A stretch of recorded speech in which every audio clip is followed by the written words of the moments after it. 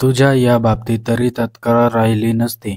वहिनी तुम्ही खूप इतक्या सुंदर आहात. मूर्ख माणूस असेल जो अशी स्त्रीसोबत असतानाही झोपी जातो. माझ्या या बोलण्याचा तिच्यावर परिणाम झाला. ती मला विचारू लागली, तू काय केलं असतं? आता त्याच्यावर संभाषण सुरू झालं. बोलण्या बोलण्या मी तिला बोललो की एकदा मला सुद्धा चान्स देऊन बघा. तुमची हरकत नसेल तर. मग ठीक आहे. मोहिनी विचार करू लागली आणि तो तिच्याकडे बघत राहिला. यावर काय निर्णय होतो त्यावर ते दोघे विचार करू लागले. पण एक वेळ कळून चुकली होती की आता तिला कटवायचे माझे स्वप्न जास्त दूर नव्हते. मी तिला काळजी कशी घ्यायची, अशा मर्यादा पाळायच्या हे पटवून देत होतो आणि हे तिला पटतही होते. मी तिला बोललो, वहिनी मी दुपारी येतो घरी तेव्हा कोणीच नसेल. तुझा मुलगा पण शाळेत जातो, तेव्हा आपण यावर सविस्तर बोलूया.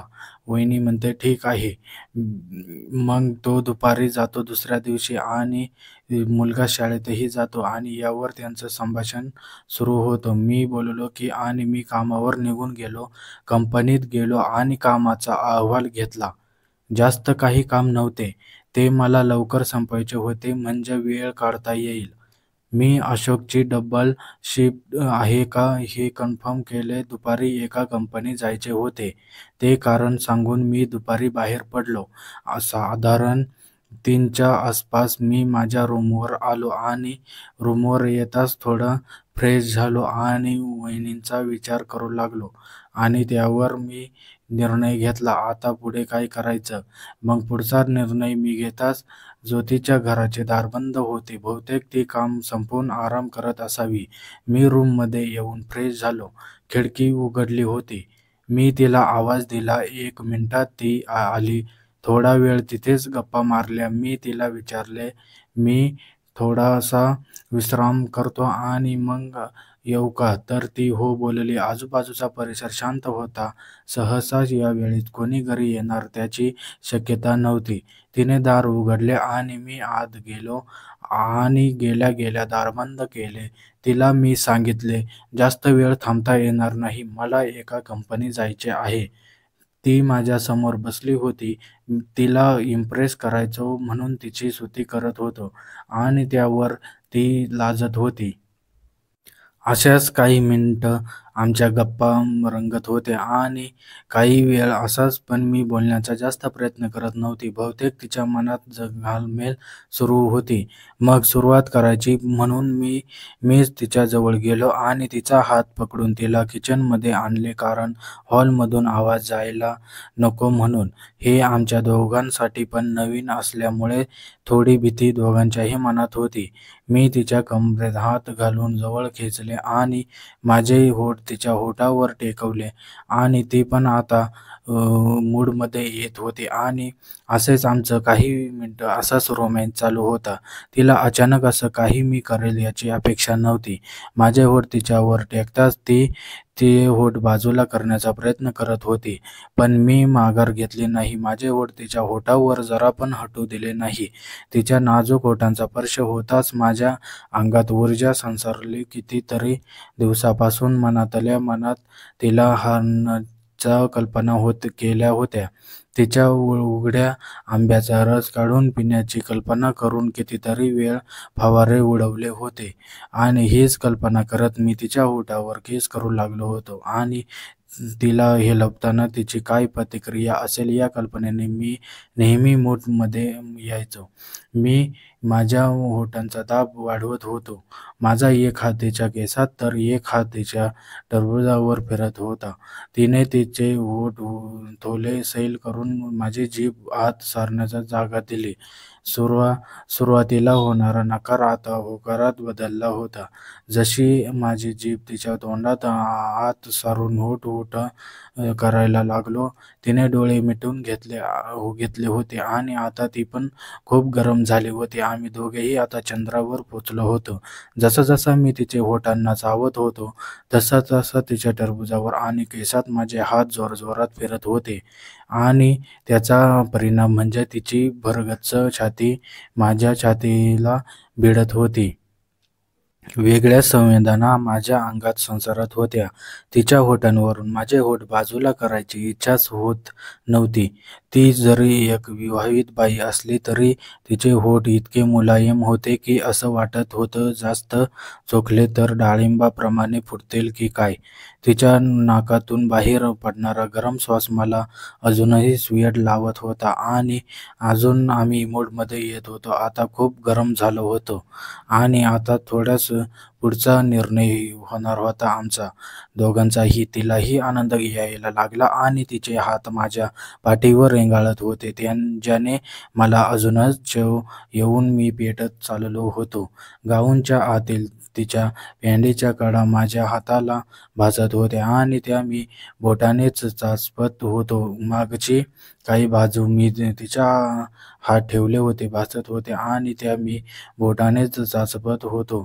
मागची टरबूज चालताना डुजबळत होती. मला रोज ती वेळ लावायची. आज ती माझ्या हाताने रगडली जात होती. ती जितक्या जोशाने मी तिला ओठ ओठावून चाटत होतो तितक्याच जोशाने मी तिची टरबुजे चोळत होतो. तिच्या मोठ्या आकारांचे आंबे स्पर्श माझ्यात जोश निर्माण करत होता आणि याचंच असं करता करता आमच्या आता खूप मूड येत होता.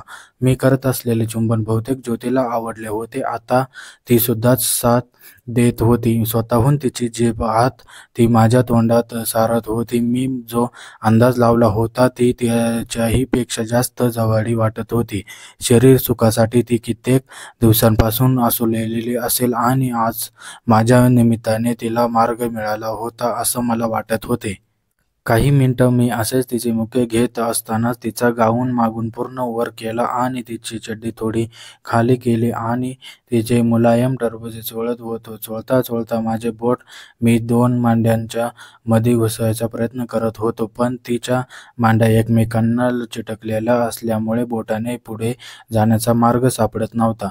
माझी बोटे तिच्या मांड्यात घुसून बसली होती. जमतेच माझे बोट तिच्या गुहेपर्यंत पोहोचेल असे थोडासा मार्ग मला दिसत होता आणि अंदाज येत होता आणि असेच करता करता आणि मी तिथे बोट घुसवण्याचा प्रयत्न करू लागलो होतो.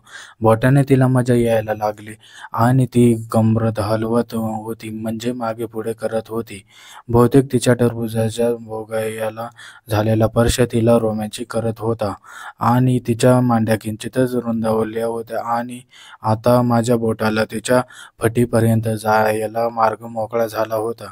मी प्रयत्न करत होतो आणि तीही साथ देत होती. आता दोघेही खूप मूडमध्ये होते आणि चंद्रावर पोचले होते असा दोघांनाही अंदाज होता की माझ्या बोटाने तिच्या फटीला स्पर्श व्हावा आणि त्यामुळेच मी माझी बोटे त्या दिशेने सरकवत होतो. जशी माझी बोटे पुढे सरकत होती तिच्या मांड्या रुंदावत होत्या म्हणजे तिलाही वाटत होते की माझ्या बोटांचा स्पर्श तिच्या फटीला व्हावा. बोट पुढे सरकताना माझ्या बोटाला ओलावा जाणवला म्हणजे मी केलेल्या क्रीडेमुळे ती मूडमध्ये येऊन तिची फट पाझरायला लागली होती. मी तुझ्या टरबुजांवरून माझे हात थोडेसे आता बाजूला केले आणि खाली सारण्याचा प्रयत्न करू लागलो आणि की माझ्या बोटाने काढलेले आणि एक हात पुसून तिच्या जांघेत घुसवायला आणि दुसरा हात तिच्या आंब्यांवर ठेवला आणि त्याचाच परिणाम तिच्या अंगाला झटका बसायला आणि ती मला घट्ट बिलगली. एक सुस्कारा तिच्या तोंडातून पडला आणि त्या सुस्कारात माझ्या सोड्याने आचका दिला. त्या क्षणी जर तिने माझ्या सोड्याला स्पर्श केला असता तर मी लगेच गळलो असतो असं वाटत होतं, पण तिनं ते सांभाळून घेतले आणि पुढे पण असेच काही मिनिटं आमचा तास चालू होता आणि काढले. माझा हात फटीच्या जवळपास पोचला होता. तिच्या फटीवरून भरपूर जंगले वाढले होते. त्या जंगलात माझी बोटे फिरत होती. कुरळे आणि मुलायम अशी तिचे जंगल कुरळण्याचं मला मजा यायला लागली. तिचे जंगल बरीच वाढले होते म्हणजे तिने बरेच दिवस झाले असतील ते जंगल साफ केले नसेल आणि त्या जंगलामध्ये आता खूप सफेद बार आला होता. तिची जंगल कुरळत कुरळत मी खाली हात घुसवत होतो आणि एका हाताने तिचे आंबा पिळत होतो. आंब्याचा आकार इतका प्रचंड होता की जमतेच अर्धाच तर मित्रांनो, कशी वाटली स्टोरी खाली कमेंटमध्ये नक्की सांगा. जे नवीन असेल या चॅनलवरती त्यांनी चॅनलला सबस्क्राईब करून घ्या, जेणेकरून आपल्याला असेच नवीन नवीन स्टोरी आपल्यापर्यंत सर्वात आधी पोहोचेल. सबस्क्राईब करायला विसरू नका. व्हिडिओ कसा वाटला खाली कमेंटमध्ये नक्की